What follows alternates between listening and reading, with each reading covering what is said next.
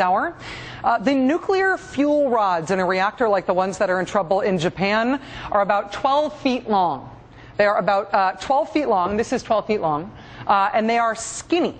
Calling them rods actually isn't exactly right because they're not solid. They're hollow. This one's made of cardboard so that I can hold it. But you can see that it's hollow there? It's essentially a big straw. That's what they call these nuclear fuel rods. And these straws themselves, the real ones, are made of metal, a metal called zirconium. And inside the big metal straw, inside the zirconium, is uranium, the working part of the reactor, the part that makes it nuclear. When the reactor is working, the uranium pellets inside the fuel rods are creating fission. They are creating a nuclear reactor in order to generate heat. The whole point of nuclear power is that you create an environment in which fission happens. A nuclear chain reaction happens, but it's controlled so it does not produce an explosion. It just generates heat in a controllable way instead. You use that heat to essentially just boil water. Actually, you literally just use it to boil water. The boiling water makes steam, the steam spins a turbine, and that makes electricity. That's the whole basic idea behind these 40-year-old reactors in Japan that are in so much trouble right now. When the reactor is on, in effect, the uranium pellets inside those big 12-foot-long fuel rods are involved in a nuclear chain reaction generating heat. When they shut off the reactor, either in the normal course of events or because of something like an earthquake, they stop that nuclear reaction.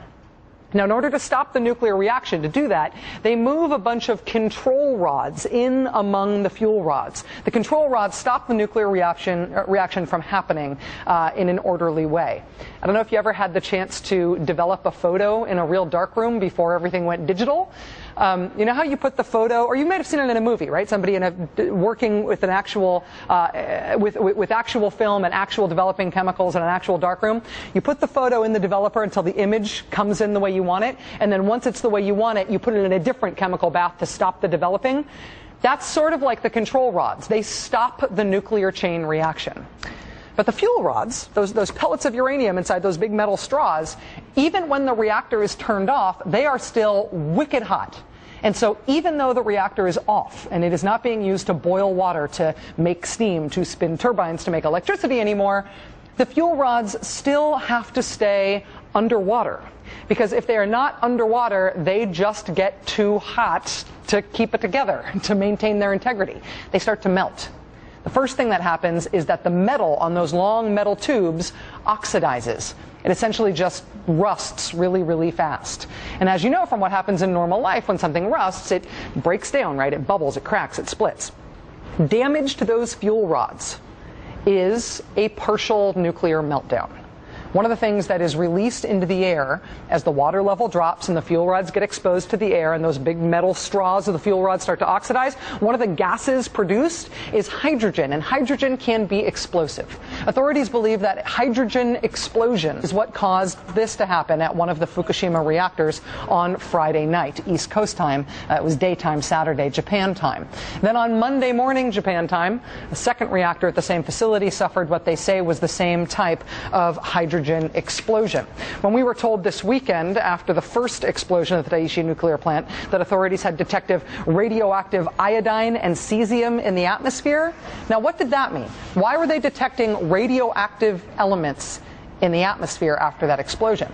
Well, those detections were an indication that the fuel rods had been damaged, and that let some of the radioactive elements in that nuclear fuel get released. And that is not good.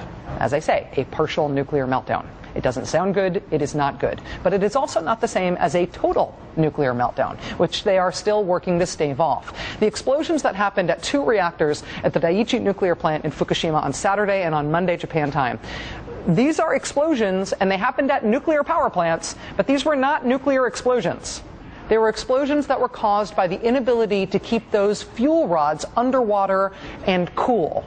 The radioactivity released so far has been a sign that the fuel rods were damaged. The steam that's being vented, that's being let out into the atmosphere to avoid the pressure building up too high around the reactor, that is mildly radioactively contaminated steam, contaminated by the fuel rods being at least damaged, at least partially compromised. They have kept up efforts to try to submerge those fuel rods in seawater even after they knew they were damaged, because they're trying to prevent any further damage. As I said, what they think they've got is a partial meltdown, and that is bad, but what they are trying to avoid is an uncontrolled total meltdown in which those fuel rods wouldn't just be damaged, they would break down totally.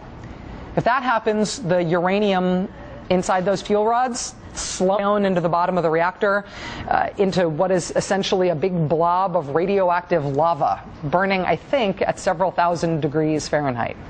If that happens, if a total nuclear meltdown happens in a reactor, that pile of hot radioactive lava, that pile of hot radioactive goo, will burn through most everything around it.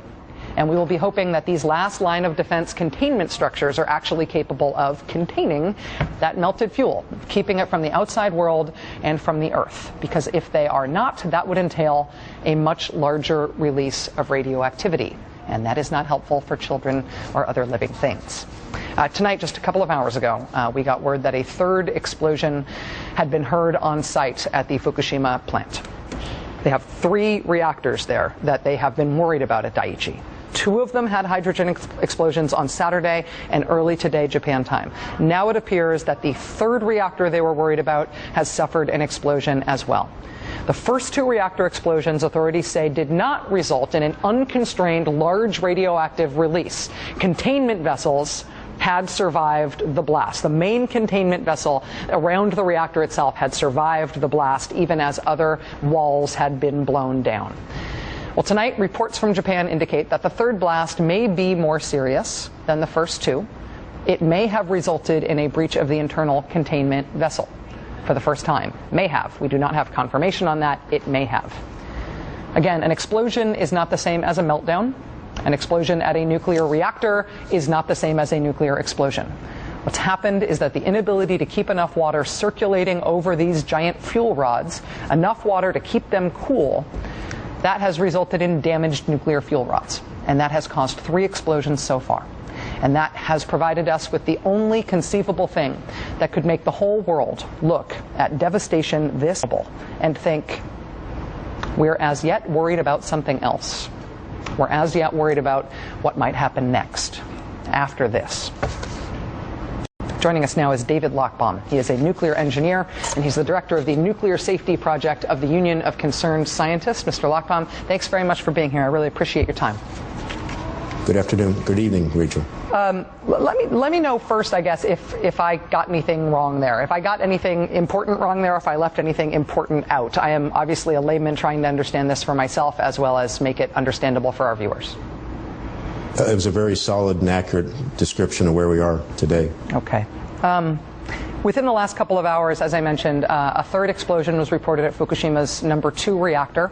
Number 1 had an explosion this weekend. Number 3 did about 24 hours ago, and now number 2 has happened as well. Can we tell yet if this is a more consequential blast than the others, or is this likely to be of the same consequence? The initial reports coming out of the facility are that this is the most severe explosion yet.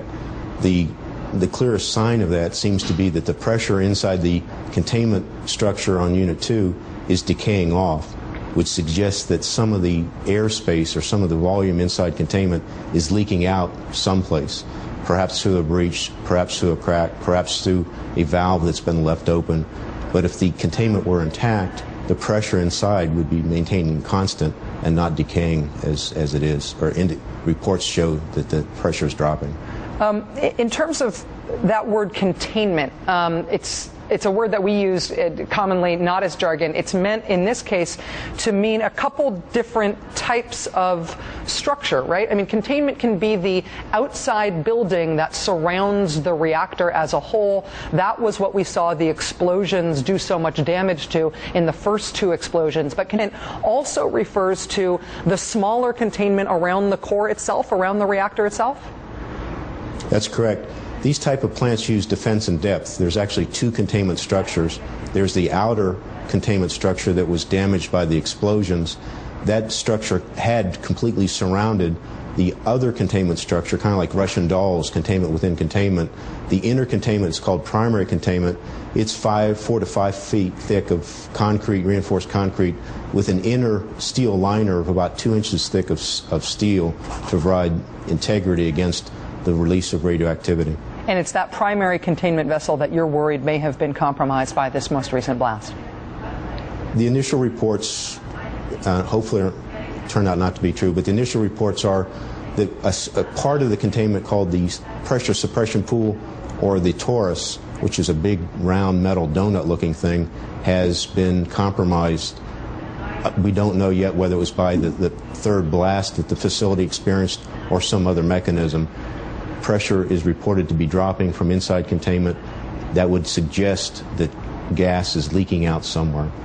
Forgive me if I get this question wrong or if I say this in an ignorant way, but as I have understood it, even after there have been these blasts at these other facilities, and that reflected some damage to the fuel rods, there had not been any sort of full meltdown of those facilities, and so even after those blasts, they've kept up the effort to cool those facilities down, to prevent any further damage to those fuel rods, any further meltdown. With the type of damage that you are worried about, that you're saying that this lack of pressure might indicate, does that mean that they will not be able to continue to cool this down, that they will not be able to essentially continue to work on this to try to make it more safe? That's a good point, because if the containment is breached the way it's been suggested, not only can radioactivity escape through that pathway, seawater, the water that's being used to cool the reactor, could also leak out through that same crack or that same breach. If the leak rate, if water's leaking out faster than they can put it back in, then they're going to have a lot of trouble cooling that reactor core, and things may get worse before they get better. If, on the other hand, they're able to put water in faster than it leaks out through whatever pathway, they should be able to continue cooling the reactor down to a cold shutdown condition. One last question for you. Authorities have evacuated some workers from Daiichi now. They say there are about 50 people left on site. If it turns out to have been if there turns out to have been a large radioactive leak with this most recent explosion, if it becomes too dangerous for people to work there, it's just too radioactive, is there a risk that they will have to stop whatever they're doing to prevent further meltdowns? I mean, because these three troubled reactors are right next to each other. That does pose a challenge. That came up in the Chernobyl accident. Chernobyl Unit 4 exploded, caused a lot of radiation to go over all over the areas. There were three other operating reactors that were very in the same proximity, like in Japan. The workers there were able to deal with the other three reactors. That widespread radiation at Chernobyl is worse than what we've seen or suggested so far at Japan. So it seems like the workers would be able to handle the other two units and even the stricken unit at Japan like they did in Chernobyl. David Lochbaum, nuclear engineer and the director of the Nuclear Safety Project at the Union of Concerned Scientists. Thank you for helping us understand this, sir. This is a dramatic and bad night in this news, but I appreciate your time. Thank you very much.